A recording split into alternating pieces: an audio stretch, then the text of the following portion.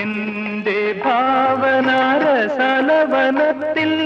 വന്നു ചേർന്നൊരു വനമോഹിനി വർണ്ണസുന്ദരമാം താലങ്ങളേന്തി വന്യപുഷ്പജാലം നിരയായി നിന്നെ വരവേൽക്കുവാനായി ഒരുങ്ങി നിന്നു.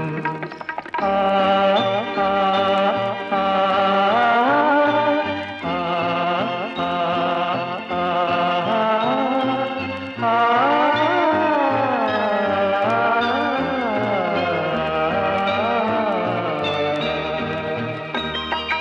എന്റെ സ്വപ്നത്തിൻ താമര പൊയ്കയിൽ വന്നിറങ്ങിയ രൂപവതി നീലത്താമര മിഴികൾ തുറന്നു നിന്നെ നോക്കി നിന്നു ചൈത്രം.